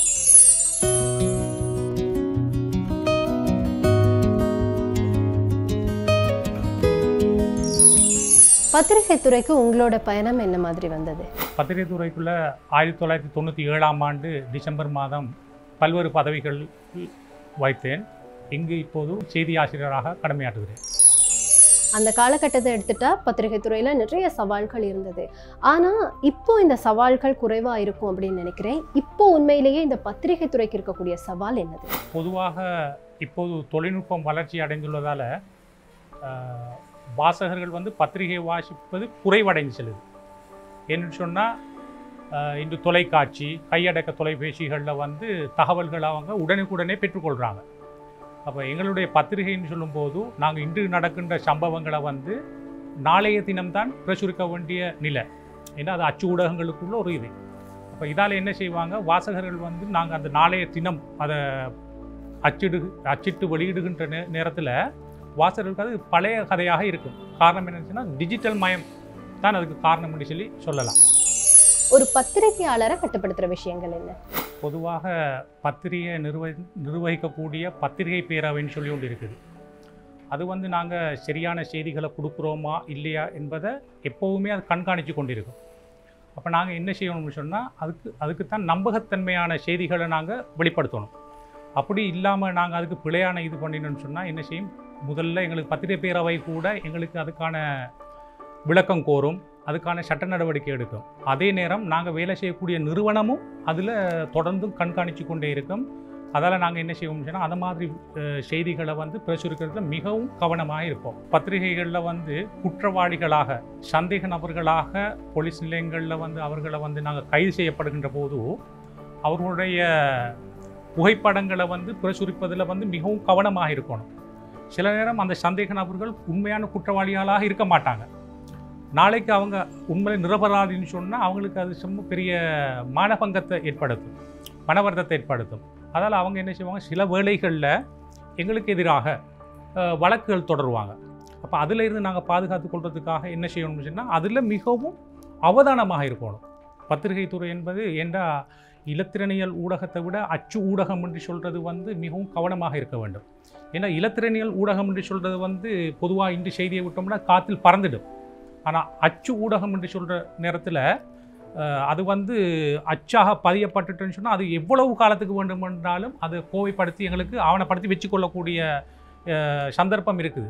அதன் காரணமாக தான் அந்த மாதிரி விஷயங்களை நாங்கள் என்ன செய்யணும், மிகவும் தெளிவாகவும் கவனமாகவும் இருக்க வேண்டும் அந்த விஷயம். அத்துடன் இனவாத கருத்துக்களை நாங்கள் பத்திரிகைகளூடாக பரப்புவதிலிருந்தும் தவிர்த்து கொள்ள வேண்டும். என்ற சில வேளைகளில் சில பத்திரிகைகள் நான் அவதானிச்சிருக்கிறேன். எப்படின்னு சொன்னால் ஒவ்வொருத்தர பேரை குறிப்பிடுவாங்க. அதுலேயும் பொதுவாக சிறுபான்மையினத்திற பேரை குறிப்பிட்ட இடத்துல அவங்க கண்ணும் கருத்துமாக இருப்பாங்க. என்னை பொறுத்த வகையில் நான் வந்து நடுநிலைமையாக தான் இருக்கேன். எனக்கு வந்து எல்லா இன மக்களும் ஒன்று தான். எல்லா இன மக்களுக்கும் ஒரு கௌரவம் ஒன்று இருக்குது. அதால் அந்த விடயத்தில் நான் வந்து மிகவும் தெளிவாக இருப்பேன். அதில் நான் பிழை போக எந்த காரணம் ஒன்றும் பிழை போகிறதுக்கு அதுக்கான ஏற்பாடுகளை செய்ய மாட்டேன். ஏன்னா அதில் வந்து அந்த வாசகர்கள் பக்கம்தான் நான் இன்றுமே இருப்பேன்னு சொல்லி உங்களுக்கு சுட்டி காட்ட விரும்புகிறேன். இப்போ இருக்கக்கூடிய இந்த யங் ஜென்ரேஷன் அதிகமாக மொபைல் ஃபோனோடையே தான் இருக்காங்க. பேப்பர் வாங்குறவங்க ரொம்ப ரொம்ப குறைவு அப்படின்னு நினைக்கிறேன். அப்படி இருந்தும் பேப்பர் சில காலத்தில் அதிகமாக விற்பனையாகி இருக்கும் இல்லையா? அப்படியான சமயங்களில் இந்த மக்களால் அதிகமாக தேடப்படுற அந்த கண்டென்ட் என்னது? இப்போதைக்கு வந்து இப்போ அரசியல் பூகம்பம் நாட்டில் வந்து தலைவிரித்தாடுகுது. அதில் வந்து அரசியல் நாளுக்கு நாள் என்ன நடக்கும்னு சொல்லி மக்கள் என்ன செய்கிறாங்க, அந்த ஆர்வத்தோடு தான் இருக்காங்க. அப்போ நாங்கள் என்ன செய்வோம், அது சம்பந்தமான கட்டுரைகளை என்னென்ன அண்டை நாளைக்கு நடக்குதோ அது சம்பந்தமான கட்டுரைகளை வந்து நாங்கள் எழுதுறதுல வந்து முன்னிற்போம். உங்களுக்கு தெரியும், இப்போ அண்மையில் கூட முன்னாள் ஜனாதிபதி ஒருவர் கைது செய்யப்பட்டு முழு இலங்கையுமே சும்மா பதற்ற நிலையில் இருந்த நிலை. அப்போ அதை வந்து மக்கள் என்ன செய்வாங்கன்னு சொன்னால் அது அந்த மாதிரி சம்மந்தப்பட்ட கட்டுரைகளை வாசிக்கிறதுக்கு மிகவும் ஆவலோடு எதிர்பார்த்துருப்பாங்க. அப்போது நாங்கள் என்ன செய்வோம், அதுக்கான சரியான தகவல்களை எங்களோட ஊடகவியலாளர்கள் கொண்டு திரட்டி மக்களுக்கு அந்த கட்டுரைகளை வாசிக்கக்கூடிய மாதிரிக்கு நாங்கள் என்ன செய்வோம், அதுகளை பிரசுரிப்போம். என்ன ஒரு துறையாக இருந்தாலும் காலத்துக்கு காலம் மாற்றம் பெற்றுட்டே வரும். அதே மாதிரி தான் இந்த பத்திரிகை துறைக்கு இருக்கக்கூடிய இன்றைய கால மாற்றம் எந்த அளவில் இருக்குது? இன்றைய பத்திரிகை துறையின் மாற்றம் என்ற போதோ அந்த காலங்களில் கடந்த காலங்களில் வந்து எப்படின்னு சொன்னால் பத்திரிகை வந்து அச்சிடுறது வந்து அச்சு கோர்ப்புன்னு சொல்லுவாங்க. பொதுவாக அந்த ஈயங்களை கோர்த்து எழுத்துக்களை அதில் எடுத்து ஈயங்களாக கோர்த்து இது பண்ணி வடிவு பண்ணித்தான் அதை வந்து பிரசுரத்துக்கு போகும். பிற்பட்ட காலங்களில் என்ன நடந்துச்சுன்னா அது தட்டச்சுன்னு சொல்லி ஒன்று அறிமுகப்படுத்தப்பட்டதால் அந்த எழுத்துக்களை தட்டச்சு செஞ்சினாங்க, பத்திரிகையாக வெளியிட்டோம். இப்போ எப்படின்னு சொன்னால் இப்போ காலம் வந்து டிஜிட்டல் மயமானதால் எல்லாம் வந்து கணனி மயமாக மாறியதால் எல்லாத்துக்குமே நாங்கள் கணினியை தான் பயன்படுத்துகிறோம். ஒரு செய்தி ஒன்று டைப் பண்ணுறா கூட எல்லாம் கணினிகளோட தான் இது பண்ணுறோம். அந்த காலத்தில் வந்து ஒப்பு நோக்குனர்கள்னு சொல்லி இருந்தாங்க, ப்ரூஃப் ரீடர்னு சொல்லி. இப்போ இந்த காலம் எப்படின்னு சொன்னால் அந்த ப்ரூஃப் ரீடர் என்னன்னா ஒரு பிரிண்ட் எடுத்து தான் வாசித்து அதில் கரெக்ஷனில் போடுவாங்க. இப்போ அப்படி இல்லை, நாங்கள் நவீன காலத்தில் எல்லாமே கணனி ஊடாக அந்த ப்ரூஃப் பார்க்குறது கூட கணனி ஊடாக பார்த்து சரியான தகவல்களை நாங்கள் வந்து மக்களுக்கு செய்யக்கூடியதாக இருக்குது. இந்த தகவல்களை பெற்றுக்கொள்ளும் முறை பத்திரிகை துறை பொறுத்த வரைக்கும் மாறி இருக்குதா, அப்படி இல்லைன்னா அதே மாதிரி தான் இருக்குதா? நீங்கள் என்ன மாதிரி தகவல்களை இப்போ பெற்றுக்கொள்கிறீங்க? பொதுவாக ஊடகம் என்று சொல்லும் போதோ இலத்திரனியல் ஊடகம், அச்சு ஊடகம் என்று சொல்லி ஊடகங்கள் இருக்கின்றது. இந்த ஊடகங்களுக்கு வந்து பொதுவாக தகவல்களை திரட்டுறது என்னென்னு சொன்னால் பிராந்திய ஊடகவியலாளர்கள்னு சொல்லி அந்தந்த நிறுவனம் வந்து ஒவ்வொருவருக்கு நியமனம் கொடுக்கும். அப்போ நாங்கள் என்ன செய்வோம், எங்களுக்கு என்ன நம்பிக்கைக்குரியவங்க அவங்களுக்கு தான் அந்த பிராந்திய ஊடகவியலாளர்கள் என்ன செய்வாங்க, எங்களுக்கு தகவல்களை திரட்டி அனுப்புவாங்க. அந்த தகவல்களில் சிலது எங்களுக்கு சந்தேகத்துக்குரியதாக இருந்ததுன்னு சொன்னால் அது சம்பந்தப்பட்ட தரப்போடு பொதுவாக போலீஸ் பிரச்சனை உண்டாக இருந்தால் அந்த ஏரியாவுக்குரிய போலீஸ் நிலையத்தோடு நாங்கள் தொடர்பு கொண்டு இப்படி ஒரு செய்தி ஒன்று வந்திருக்குது, இதை நாங்கள் நம்பலாமா, இப்படி ஒன்று இருக்கான்னு சொல்லி என்ன செய்வோம், அதை வந்து ஊர்ஜிதப்படுத்தித்தான் என்ன செய்வோம், நாங்கள் அதை வந்து அச்சுக்கு வெளியிடுவோம். அதே நேரம் கூடுதலாக எங்களோட நிறுவனத்தில் வந்து எங்களுக்குன்னு சொல்லி ஸ்டாஃப் இருக்காங்க, அவங்க அந்த அவர்களூடாகவும் நாங்கள் என்ன செய்வோம், அதை விட முக்கியமான தகவல்களை வந்து திரட்டுவோம். உதாரணத்துக்கு சொல்ல போனால் ஒரு அரசியல்வாதியை தொடர்பு கொண்டு இன்று என்ன நடந்திருக்குன்னு சொல்லி சில விஷயங்களை கேட்போம். சில போலீஸ் நிலையங்களை தொடர்பு கொண்டு கேட்போம். இளஞ்ச ஊழல் ஆணைக்குழுவை தொடர்பு கொண்டு கேட்போம். தேர்தல்கள் செயலத்தை தொடர்பு கொண்டு அது மாதிரி எங்களோட உள்ளக நிருபர்களை வச்சு கொண்டும் நாங்கள் வந்து செய்திகளை சேகரிப்போம். பிராந்திய ஊடகங்கள் மட்டுமே நாங்கள் தங்கி இருக்க மாட்டோம். வெளிநாடுகள்ன்ற போது ராய்ட்டர், ஏஎஃப்பின்னு செய்தி சேவைகள் இருக்குது.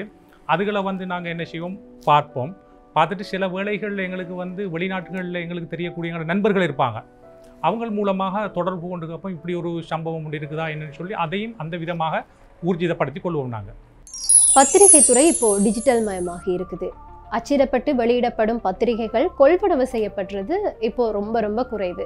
அப்படி இருக்கும்போது இந்த மக்களை கவர்ற மாதிரி ஒரு செய்தியை நாங்கள் கொடுத்தாதான் மக்கள் அதன் பக்கம் திரும்புவாங்க, மக்களினுடைய அந்த கொள்வனவும் அதிகரிக்கும் இல்லையா? நீங்கள் செய்திகளை என்ன மாதிரியாக மக்களை கவர்ற வகையில் கொடுக்குறீங்க? தலைப்பை பார்த்த உடனே வாசகர்கள் வந்து அதை வாசிக்கிறதுக்கு தூண்டணும். தூண்டக்கூடிய விதமான செய்திகளை தான் நாங்கள் பொதுவாக அந்த தலைப்புகளை வெளியிடுவோம். அதே நேரம் அது வந்து ஒரு பாமர மக்களும் வாசிக்கக்கூடிய அளவு இலகு தமிழில் தான் கொடுப்போம். அதுக்கு வந்து கடினமான சொற்களை நாங்கள் ஒரு நாளும் பத்திரிகைக்கு பிரயோகிக்க மாட்டோம்.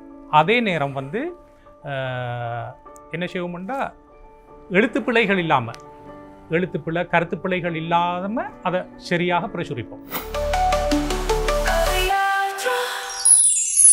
தனபாலசிங்கம் ஐயாவை பொறுத்த வரைக்கும் இந்த பிளாக் அண்ட் ஒயிட் பிரிண்டிங் காலத்தில் இருந்து கலர் பிரிண்டிங் காலம் வரைக்கும் பத்திரிகை துறையில் பயணம் செய்தவர். அதனால அவருக்கு இந்த விடயம் சார்பாக நிறைய அனுபவம் இருக்கும். பத்திரிகைகள் அச்சு காலத்திலே பிளாக் அண்ட் ஒயிட்டாக இருந்த பொழுது எழுத்துக்களுக்கு முக்கியத்துவம் கூடுதலாக இருந்தது. படங்கள் குறைவு போடுவார்கள், குறைவு. ஆனால் கலர் பிரிண்ட் வந்த பிறகு படங்களுக்கு முக்கியத்துவம் கொடுத்து செய்திகளுக்கு மெருகூட்டுவதற்கு மேலும் படங்களை சேர்க்கின்ற ஒரு கலாச்சாரம் வந்துவிட்டது. நான் முதலே சொன்னது போன்று ஒரு செய்திக்கு சில நேரத்தில் செய்தியில் 3 பந்தி 4 பந்தி எழுதிவிட்டு அதுக்குரிய படத்தை போட்டாலே அந்த செய்தியை புரிந்து கொள்ளக்கூடிய அளவுக்கு இருக்குது. அது இந்த கலர் பிரிண்ட் வந்த பிறகு அது பெரிய முன்னேற்றம். அது மக்களை கவர்க்கக்கூடியதாக இருக்கிறது. கடந்த காலங்களில் வந்து டிஜிட்டல் மயம் இல்லை. அப்போ அந்த காலங்களில் வந்து என்னென்னா கட்டாயமாக கருப்பு வெள்ளை பிளாக் அண்ட் ஒயிட்டில் தான் பத்திரிகையை நாங்கள் வந்து அச்சிட வேண்டிய ஒரு நிர்பந்தம். அதுக்கு வந்து வேறு எந்த மாற்று வழிகளும் இல்லை. இப்போ நவீன காலம் வந்திருக்கிறதால வந்து எங்களுக்கு அதுக்கான ஏற்பாடுகள் அதுக்கான வசதிகள் எல்லாம் இருக்குது. அப்போ அதெல்லாம் நாங்கள் என்ன செய்கிறோம்னு சொன்னால் அதை வந்து கலரில் பிரிண்ட் பண்ணுறோம். ஆனால் கலர் பிரிண்டினுக்கும் பிளாக் அண்ட் ஒயிட்டுக்கும் ரொம்ப வித்தியாசம் இருக்குது. அமைப்புகள் எல்லாம் சரியாக கலரில் காட்டும். அதை வந்து இதை வந்து பிளாக் அண்ட் ஒயிட்டில் பார்க்குற நேரம் அந்த அமைப்பு இருக்காது. இப்போ இருக்கக்கூடிய மிகப்பெரிய ஒரு குழப்பம் சமூக ஊடகங்களை நாங்கள் பொதுவாக ஒரு தொடர்பாடலுக்காக பயன்படுத்துறது. ஒரு டெலிஃபோன் மாதிரி, ஒரு ஃபோன் மாதிரி, மொபைல் மாதிரி. ஆனால் இந்த ஊடகம் அப்படின்றது அப்படி கிடையாது. ஊடகத்தில் ஒரு உண்மைத்தன்மை இருக்கணும். இந்த சமூக ஊடகத்துக்கும் இருக்கக்கூடிய வித்தியாசம் என்னதுவா இருக்கு? இப்போ நாங்கள் எல்லாம் வந்து சிட்டிசன் ஜேர்னலிசம்னு சொல்கிறோம். எல்லாரும் ஜேர்னலிஸ்ட் தான். ஃபோன் வச்சுருந்தா ஒரு சண்டை நடந்தால் அதை எப்படி பிடிச்சி போனது காட்டி போட்டு யூடியூப்பில் போட்டு ஃபேஸ்புக்கில் போட்டு விட்டால் அவரும் ஜேர்னலிஸ்ட் தான். இப்போ ஃபேஸ்புக்கில் பதிவு போஸ்ட் போடுறது எல்லாரும் ஒரு கிட்டத்தட்ட ஜேர்னலிஸ்ட் தான். சாதாரண பிரஜை, ஒரு கடைக்காரர் கடைக்கு முன்னாலே 2 சண்டை 2 பேர் குத்துறா அடிபடுறா அடிச்சுனா அதையும் எடுக்க போட்டு அவரும் ஜேர்னலிஸ்ட். அப்போ ஜேர்னலிசம்ன்றது அப்படி அல்ல. அதுக்குரிய ஒரு கட்டுப்பாடு, நிதானம், மக்களுக்கு எது கொடுக்க வேணுமென்றதில் உள்ள அக்கறை அதுகள் இருக்குது. அந்த காலத்தில் பிரிண்ட் மீடியாவில் சில பல விடயங்களை போடும் பொழுது ரொம்ப நிதானம். இப்போ சில நேரம் ஒரு பெண் பாலியல் வல்லுறவுக்கு உட்படுத்தப்பட்டார்ன்ற கூட சில நேரம் தெரியாமல் பேரையே போட்டுடுறாங்க. இப்போ மெயின் ஸ்ட்ரீம் பிரதான போக்கு ஊடகங்களுக்கும் சமூக ஊடகங்களுக்கும் இடையுள்ள வித்தியாசம் என்னவென்றால், பிரதான போக்கில் உள்ள ஊடகங்களுக்கு சில கட்டுப்பாடுகள் இருக்கின்றன. அவர்கள் சமூக பொறுப்புடன் செயல்பட வேண்டியிருக்கிறது. ஆனால் சோசியல் மீடியாவில் எல்லாரும் சமூக பொறுப்புடையவர்களாக செயற்படவில்லை என்று நான் சொல்ல மாட்டேன், அது தவறு. ஆனால் பெரும்பாலானவர்கள் சமூக ஊடகத்தை என்றால் அவர்கள் பத்திரிகையிலே நாங்கள் வேலை செய்யும்பொழுது நாங்கள் செய்தி எழுதி கொடுத்தால் எங்களுக்கு ஒரு சீனியரோ என்பதோ அதை செக் பண்ணுவார், அதில் சரிபட பார்ப்பார். இல்லை இது எடுத்து விடு, இது தேவையில்லை. இது இவர் தான் எழுதுறதை பற்றி தானே செக் பண்ண மாட்டார், தான் செய்கிறதை அப்படியே போட்டு விடுகிறார். அப்போ அங்கே ஒரு எடிட்டிங் இல்லை. அதை ஊடகம் என்று சொல்ல முடியாது. ஃபேஸ்புக்கில் நாம் விரும்பின எல்லாத்தையும் போடுறோம். எங்கே பார்த்தாலும் சமூக ஊடகங்கள் ஒவ்வொருத்தர் தனக்கு ஏற்ற மாதிரி ஒவ்வொரு சமூக ஊடக வலையமைப்புகளை திறந்து கொண்டு ஒவ்வொரு செய்திகளை பிரசுரிக்கிறாங்க. ஆனால் அந்த செய்தியில் எந்த அளவு நம்பகத்தன்மை இருக்குன்றத சொல்ல இயலாது. எல்லாரும் வந்து கையடக்க தொலைபேசிகளில் தங்களுடைய செய்திகளை வெளிப்படுத்த வேண்டும்ன்ற ஆர்வத்தில் வந்து என்ன செய்கிறாங்கன்னு சொன்னால் செய்திகளை வெளியிடுறாங்க. ஆனால் அவங்க வந்து பதிவு செய்யப்பட்ட ஒரு அமைப்பல்ல, ஊடக அமைப்பல்ல. ஊடகவியலாளர்கள் என்பது எல்லோருமே ஊடகவியலாளர்கள் என்று சொல்ல முடியாது. ஏன்னா ஊடகவியலாளர்கள் என்பக்கூடிய பதிவு செய்யப்பட்டிருக்கணும் தன்னை. பொதுவாக அரசாங்க தகவல் திணைக்களம் இருக்குது, அங்கே வந்து ஊடகவியலாளர் பதிவு செய்யப்பட்டிருக்கிறாங்க. அவங்களுக்கு அங்கிருந்து ஒரு அடையாள அட்டை கொடுக்குறாங்க. என்னென்னா அந்த திணைக்களம் வந்து அந்த அடையாள அட்டையை விநியோகிக்கின்ற போது இதுகளெல்லாம் இருக்குதான்னு சொல்லி அதுக்கான அந்த நிறுவனம் அவங்கள வந்து ஊர்ஜிதப்படுத்தியிருக்கணும். அந்த நேரங்களில் தான் அவங்க என்ன செய்வாங்க, அதை வந்து அந்த அடையாள அட்டையை வந்து அவங்க ஒரு பதிவு செய்யப்பட்ட ஒரு ஊடகவியலாளர்ன்ற அமைப்புக்கு வருவாங்க. சமூக வலைத்தளங்களை பொறுத்த வகையில் அவ்வாறு பதிவு ஒன்று இருக்காது. அப்போ அதில் அவங்க எது சரி பிழையான செய்திகளை போட்டுன்னு சொன்னாலும் பிரசுரித்தாலும் எங்களுக்கு வந்து அவங்களுக்கு வழக்கு தொடர முடியாத ஒரு நிலைமை ஏற்படும். ஏனென்றால் அவங்க என்ன செய்வாங்க, அந்த செய்திகளை பிரசுரித்து அதை வந்து எடிட் பண்ணி கொள்வாங்க. அப்போ அதில் வந்து எங்களுக்கு அதுக்கான ஆதாரங்கள் இல்லை. ஆனால் பதிவு செய்யப்பட்ட ஊடகவியலாளர் ஒரு செய்தியை பிரசுரிச்சிட்டாருன்னு சொன்னால் அது பிழையானதாகன்னு சொல்லி அது நிரூபிக்கப்பட்டன்னு சொன்னால் அவங்களுக்கு எதிராக எங்களுக்கு நடவடிக்கை எடுக்கலாம். அதுதான் உள்ள வித்தியாசம். நாங்கள் வந்து வெளியிடக்கூடிய தகவல்கள் உண்மையானதாக இருக்கணும், வாசகர்களுக்கு நம்பகத்தன்மை உடையதாக இருக்கணும். அதை வந்து அந்த சமூக வலைத்தளங்களில் எதிர்பார்க்கவும் முடியாது. என்னை பொறுத்தவரையில் அது பிழையான ஒரு எடுகோள்னு தான் நான் சொல்ல வேண்டும். தாங்கள் போடுகிற செய்திகளினால் ஏற்படக்கூடிய பாதிப்புகளை பற்றி கொஞ்சம் முன்கூட்டி சிந்திக்காமல் பல விடயங்கள் நடக்கின்றன. அதுவும் அந்த யூடியூபர்ஸ், அந்த சமூக ஊடகங்களில் வருகிறவர்கள் மொழிநடையை கூட அவர்கள் சரியான பொது வழியிலே பயன்படுத்த வேண்டிய கண்ணியமான மொழியை கூட பயன்படுத்துகிறார்கள் இல்லை, தூஷண வார்த்தைகளை கூட எழுதி தள்ளுகிறார்கள். அது அந்த அந்த பத்திரிகை எனக்கு ஒரு சுதந்திரம் கிடைக்கிறது என்றால் அந்த சுதந்திரத்தை நான் எவ்வாறு பயன்படுத்துகிறேன் என்பதில் தான் என்னை பற்றி மற்றவர்கள் கணிப்பிடுவார்கள். ஒரு பத்திரிகையாளராக இருக்கிறதுக்கு சில தகுதிகள் கண்டிப்பாக வேணும். என்ன மாதிரி தகுதிகள் ஒரு பத்திரிகையாளருக்கு இருந்தால் அவர் ஒரு சிறந்த பத்திரிகையாளராக இருப்பார்? அந்த பொது விஷயங்களிலே கூடுதலான ஆர்வம் இருக்க வேண்டும். அத்துடன் சமூக அக்கறை, பொது மக்களை பாதிக்கக்கூடிய சமூக அக்கறையுடைய விஷயங்களிலே அக்கறை உடையவர்களாக நாங்கள் இருக்கணும். அத்துடன் மிகவும் பிரதானமானது இன்றைய பத்திரிகைகள் வாசிப்பது குறைவு.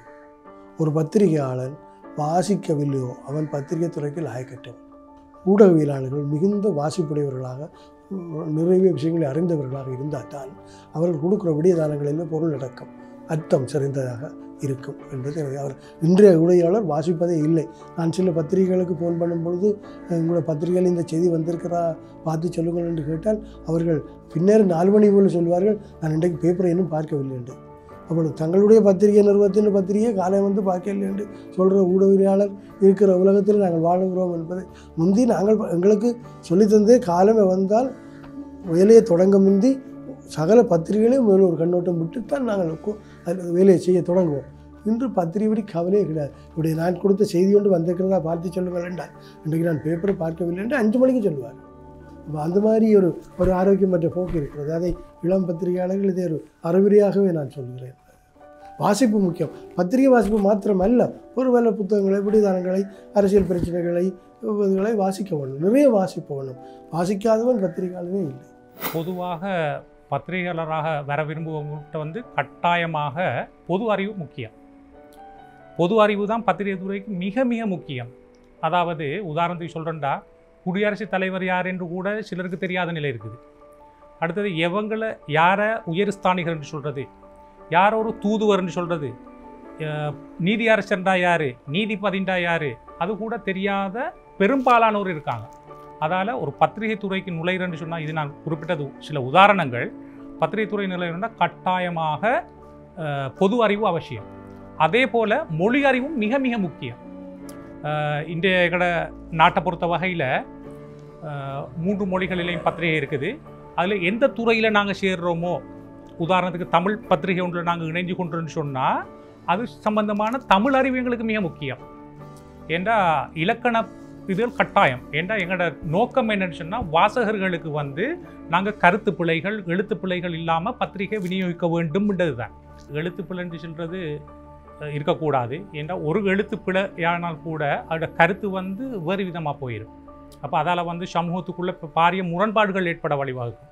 அதால் வந்து மொழி அறிவுன்னு சொல்லுறது மிக முக்கியம். அதே நேரம் நாங்கள் எழுதுகிற செய்திகள் வந்து பக்கச்சார்பன்றி இருக்கணும், உண்மைத்தன்மையானதாக இருக்கணும்.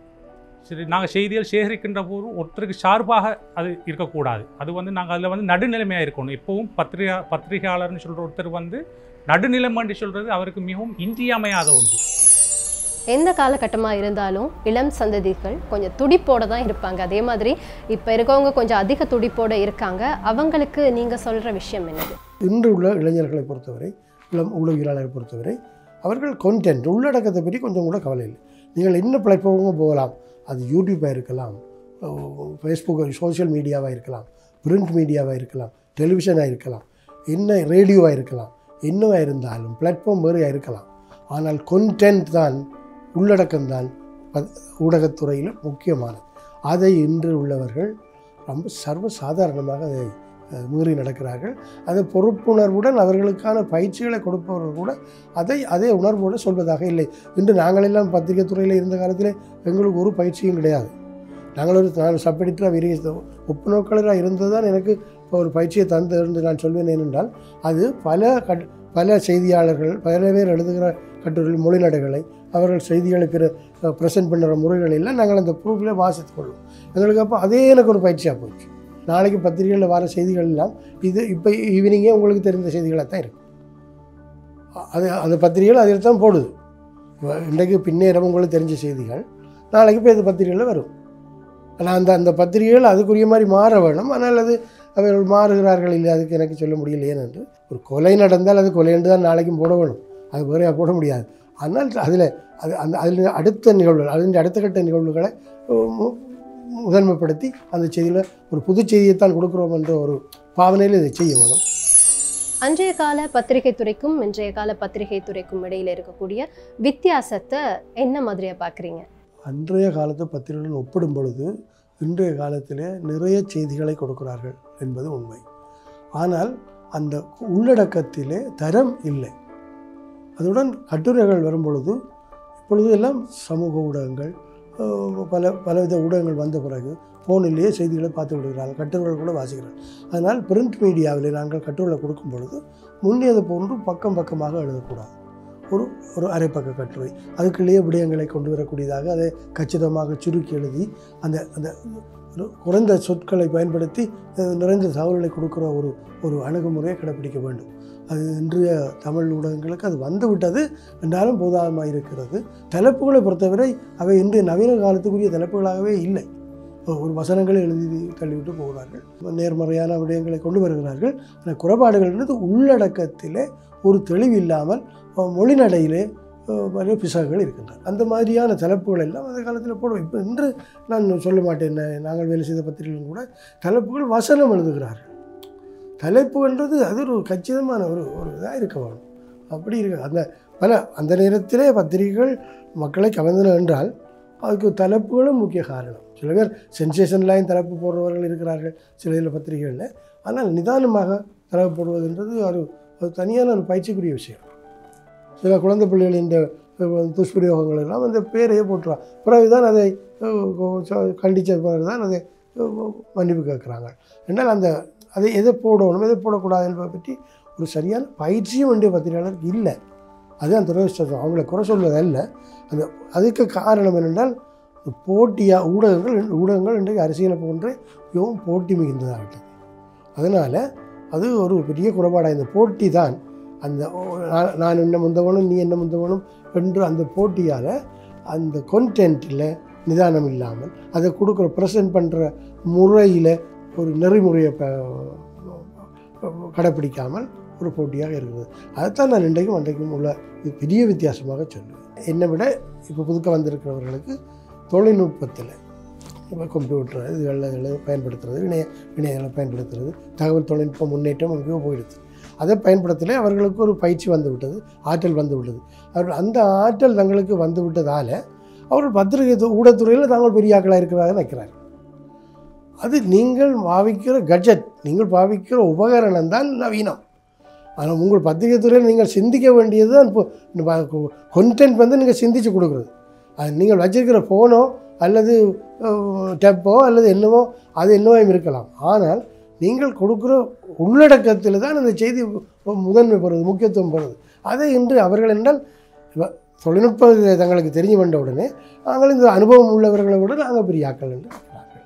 அது நான் அவர்களை கொச்சப்படுத்தவில்லை, குறை சொல்லவில்லை. அந்த இயல்பாகவே அவர்களுக்கு பயிற்சி கொடுக்குறவர்கள் இந்த கொன்டென்ட்டை பற்றி சொல்வதில்லை. ஒரு அரசியல்வாதியை இன்னொரு அவமரியாதை செய்தால் அதை அப்படியே முழுத்தாக போடுகிறார்கள். உங்கள் எண்ணும் கூப்பிட்றாங்க, தூஷண வார்த்தையெல்லாம் கூப்பிட்றாங்க. அதெல்லாம் யூடியூப்பில் வருது. அது பிள்ளை. அதில் எடுக்கிறது எல்லாத்தையும் போடலாம் என்று சொன்னால் நாங்கள் பத்திரிகையில் எழுதிக்க தூஷணமும் எழுதலாம் தான்.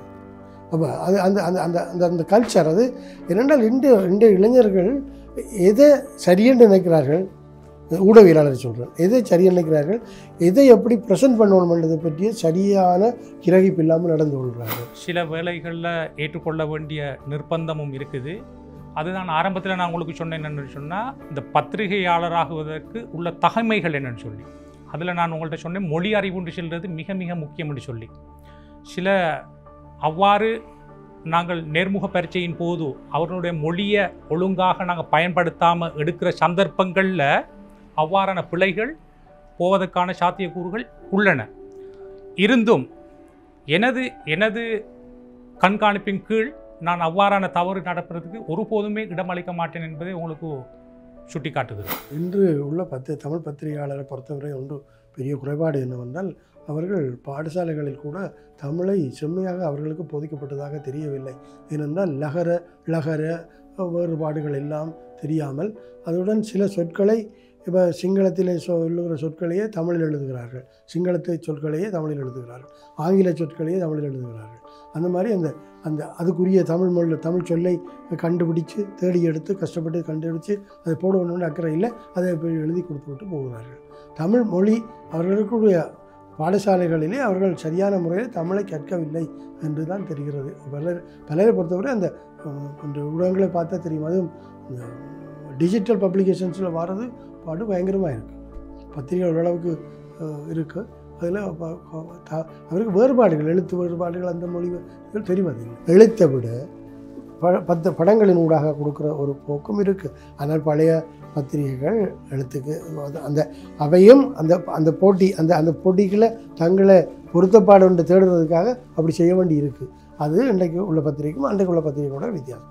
அன்று படங்கள் போடுவதென்றால் அபூர்வம், முக்கியமான நிகழ்வு என்ற படங்கள்லாம் போடுவார்கள், எல்லாத்தையும் போட மாட்டார்கள். இன்று ஒரு கோயிலில், ஒரு ஊரில் இருக்கிற சின்ன ஒரு காளி கோயிலில் ஒரு சங்காபிஷம் கொண்டாலும் அதில் ஐயர் வாரதோடக்கும் சனம் எல்லாம் நிற்கிறதுக்கும் வீதி விழா வார வரைக்கும் எல்லா படத்தையும் போடுறாங்க. விஷுவல் மீடியா, தொலைக்காட்சி, யூடியூப், அந்த இதுகள் வந்த பிறகு, இணையம் குறிப்பாக இணையம் வந்த பிறகு பத்திரிகைகளும் அதற்கேற்ற மாதிரி அந்த ஊடகங்களுடன் போட்டியாக அந்த கல்ச்சரையும் உள்வாங்கி கொண்ட ஒரு போக்கைத்தான் கடைப்பிடிக்க வேண்டி இருக்கிறது. குறிப்பாக இந்த 24 மணி நேரமும் செய்திகள் வந்து விட்டதில்லோ, தொலைக்காட்சிகளில், யூடியூப்பில் எல்லாம் 24 மணி நேரம் தொலைக்காட்சி இந்த செய்திகளை வெளியிட வேண்டிய ஒரு தேவை வந்த பிறகு அவர்கள் திருப்பி செய்திகள், நீங்கள் இந்திய செய்தி சேவைகளை தொலைக்காட்சி சேவைகளை பார்த்தால் அதில் இன்று காலமே சொன்ன செய்தி பின்னேறவும் வருகிறது.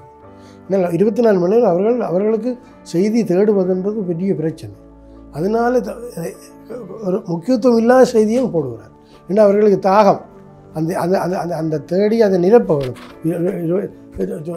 24 மணி நேரம் 7 நாளும் 24 மணி நேரம் போட்டுக்கொண்டிருக்க வேண்டிய அந்த போட்டி கொண்டு வருகிறது. பல ஊடகங்கள் வந்த உடனே நாங்கள் முந்திக்கொண்டு கொடுக்குறோம் என்று சொல்லிக்கொண்டு பிழையானதையும் கொடுக்குறாங்க. மக்களுக்கு உடனடியாகவே சில செய்திகள், சில தகவல்கள் விளங்க வேண்டும் என்பதற்காக அந்த நாங்கள் பழமையாக பயன்படுத்துகிற சில வேற்றுமொழி சொற்கள், எங்களுடைய அன்றாட வாழ்க்கையிலேயே நாங்கள் வீடுகள் பேசும்பொழுது சில வேற்றுமொழி சொற்களை பயன்படுத்துகிறோம். சொரி என்றோ அல்லது டேங்க்ஸ் என்றதோ வேறு விஷயம். ஆனால் வேறு விஷயங்களே நாங்கள் வேற்றுமொழி சொற்களை பயன்படுத்துகிறோம். அது சர்வசாதாரணமாக வீடுகளிலே நடக்கிறது. அந்த சொற்களே அவர்கள் செய்திகளுக்குள்ளே போடுகிறார்கள். அது மக்களுக்கு விளங்கும் என்பதற்காக நாங்கள் ஒரு ஆங்கிலத்திலே அப்படி சொல்ல முடியாது. ஆங்கிலத்தில் சொல்லுகிற சில சொல்லுகள் ஆக்சிடென்ட் என்றால் ஆக்சிடென்ட்னா எல்லாரும் தெரியும். நாங்கள் அது ஆக்சிடென்ட் போடிடுமா, அது விபத்தண்டு தான் போடணும். அதே மாதிரி பல சொற்கள், எனக்கு உதாரணத்துக்கு இப்போ ஒன்று தான் வந்தது, அவள் அந்த ஆங்கில சொற்களை, சிங்களத்தில் உள்ள சொற்களை அப்படியே போடுகிறார்கள். இப்போ பல ஊர்கள் தம்பலகாமம் என்றால் தம்பலகமுவ என்று தான் அது சிங்களத்தில் சொல்லப்படுது. திருகணாமலையை அங்கே இருக்கிற பொடியங்கள், இப்போ படித்த பையங்கள் தம்பலகமுவ என்று எழுதுகிறாங்க, மாங்குளம என்று எழுதுகிறாங்க. அப்போ ஆனால் அவங்களுக்கு சரியான முறையில் சொல்லிக் கொடுவாங்க. அந்த தமிழுக்குரிய சரியான முறையில் அந்த வேற்றுமொழிகளை கலக்கிறது என்றது சில இடங்கள். இப்போ இந்திய தொலைக்காட்சிகளிலே இந்த லைவ் போகிற நிகழ்ச்சிகளை பார்த்தால் இதில் அரைவாசி இங்கிலீஷ் தான் கதைக்கிறார்கள். நாங்களும் டச்சு கேட்டுக்கொண்டு போகிறோம். ஆனால் அது பெரிய பிள்ளை. தமிழர்கள் அரைவாசி இல்லை, தமிழ் அரைவாசி இருக்காது. பாட்டு நிகழ்ச்சிகள், இசை நிகழ்ச்சிகள் நடக்குதில்லோ, அது லைவாக பாட வாருகிறவர் பாடைக்கிழமை மாதிரி தான் தமிழில் பாடுறார். அவர் கதைக்கிறதுல இங்கிலீஷ் தான் கதைக்கிறார். அந்த மாதிரி இதில் அது ஊடகங்களுக்குள்ள வருது. அந்த வேற்றுமொழிகளை பயன்படுத்துறது பிள்ளை. அது தமிழ் நாளடைவில் அது இந்த கொன்டென்ட்டில் ஒரு முழுமையான தமிழ் வராத ஒரு ஆரோக்கியமற்ற கலாச்சாரம் வளரும். இப்போ இணையத்தின் வளர்ச்சிக்கு பிறகு, இன்டர்நெட் வளர்ச்சிக்கு பிறகு டிஜிட்டல் பப்ளிகேஷன்ஸ் வந்து பிடிஎஃப் பத்திரிகைகள் எல்லாம் பிடிஎஃபாக கிடைக்கின்ற காலகட்டத்திலே அச்சு பத்திரிகைகளுக்கு ஹார்ட் காப்பிக்கு மார்க்கெட் இல்லாமல் போய்விடும் என்ற ஒரு பீதி நிறுவனங்களின் அந்தந்த நிறுவனங்களின் முகாமித்துவங்களுக்கு இருக்கிறது. ஆனால் அது எங்கள் நாட்டில் கூட அந்தளவுக்கு விரைவாக அது பத்திரிகை அழிந்துவிடப் போவதில்லை. பத்திரிகைகளால் அழிந்துவிடப் போவதில்லை. இந்தியாவை எடுத்து பாருங்கள். இந்தியாவில் எத்தனை ஆயிரம் பத்திரிகைகள் இருக்கின்றன. மேற்குலகத்தில் அவ்வளோ பத்திரிகைகள் இருக்கின்றன. அது அந்த பத்திரிகைகளை வேறு ஒரு பிளாட்ஃபார்முக்குள்ளாலேயும் கொண்டு வரலாம். ஆனால் பிரதானமாக அந்த அச்சு பத்திரிகை துறை அழிந்துவிடும் என்று கூறுவதற்கு இல்லை. வாசகர்கள் இருக்கும் மட்டும் இந்த பத்திரிகை துறை நிலைத்து நிற்கும் என்றது தான் என்னுடைய நம்பிக்கை. ஏண்டா சில ஆவணங்கள் சில இடங்களுக்கு சில ஆவணங்களாக சமர்ப்பிப்பதற்கு இந்த பத்திரிகை தான் மிக மிக முக்கியம். இதை வலைத்தளங்களூடாகவோ ஏதோ ஒன்றும் செய்ய முடியாது. அதனால் என்னை பொறுத்த வகையில் இந்த உலகம் முடியும் வரை பத்திரிகை இருக்கும் என்பதுதான் என்ற பாரிய நம்பிக்கை. இதுவரை நேரமும் எங்களோட இணைந்திருந்து உங்களோட நேரத்தை எங்களுக்காக ஒதுக்கி நிறைய விஷயங்களை பகிர்ந்து கொண்டீங்க. கண்டிப்பாக எனக்கு ரொம்ப பிடிச்ச ஒரு துறை பத்திரிகை துறை. காரணம் என்ன அப்படின்னா, நான் இப்போவும் பத்திரிகை வாசிக்கிறது அப்படின்றது எனக்கு ரொம்ப பிடிச்ச ஒரு விஷயம். பத்திரிகையில் நிறைய தகவல்களை பார்த்த அந்த என்னுடைய சைல்ட்ஹுட் மெமரிஸ் இன்னுமே இருக்குது. அதனால் எனக்கு மட்டும் இல்லை, என்னுடைய இந்த ஜென்ரேஷனுக்கு பத்திரிகை அப்படின்னாலே ரொம்ப பிடிக்கும். அடுத்த ஜென்ரேஷன் என்ன மாதிரி அப்படின்றது கொஞ்சம் கேள்விக்குறியாக இருந்தாலும் அடுத்த ஜெனரேஷனுக்கு இந்த பத்திரிகையினுடைய முக்கியத்துவத்தை கொண்டு செல்லணும் அப்படின்றது தான் இன்னைக்கு இந்த நிகழ்ச்சியினுடைய நோக்கமாக இருந்தது. அதனால தான் இன்னைக்கு நாங்கள் அன்றைய காலத்திலிருந்து இன்றைய காலம் வரைக்கும் பத்திரிகை துறை என்ன மாதிரி பயணம் செய்திருக்கு அப்படின்றத உங்களுக்காக தந்திருந்தோம். இதுவரை நேரமும் எங்களோட இணைந்து இந்த மாதிரியான விஷயங்கள் எல்லாம் அடுத்த ஒரு ஜென்ரேஷனுக்கு சொன்னதுக்காக ரொம்ப நன்றி. நன்றி, வணக்கம். கலை யாத்திரா நிகழ்ச்சிக்கு என்னை அழைத்து நீங்கள் எனது கருத்துக்களை தெரிவிக்கிறதுக்கு வாய்ப்பு தந்ததுக்கு நன்றி. எழுத்தறிவு மொழி அறிவுக்கு புத்தகங்கள் அதிகமாக காரணமாக அமைது. அது போலவே அதற்கு சமமாக பத்திரிகைகளும் காரணமாக அமைந்திருக்கு. ஒரு காலகட்டத்தில் அதிகமாக புத்தகங்கள் வாங்க முடியாததுனால தினமும் பத்திரிகைகள் வாங்கினாங்க. இந்த பத்திரிகைகள் மூலமாக வாசிப்பு பழக்கத்தை மேம்படுத்தி கொண்டவங்க நிறைய பேர் இருக்காங்க. அது போலவே பொது அறிவை வளர்த்து கொண்டவங்களும் நிறைய பேர் இருக்காங்க. அப்படியான ஒரு நன்மையான தாக்கத்தை ஏற்படுத்திய பத்திரிகை துறை சார்ந்து இன்னைக்கு கலை யாத்ராவின் பயணம் அமைந்திருந்தது. மீண்டும் அடுத்த அங்கத்தில் இன்னும் ஒரு கலையினுடைய பயணத்தை எதிர்பாருங்க. அது வரைக்கும் உங்கள்கிட்ட இருந்து விடைபெற நான் உங்கள் அன்பின் தர்ஷனா. நன்றி, வணக்கம்.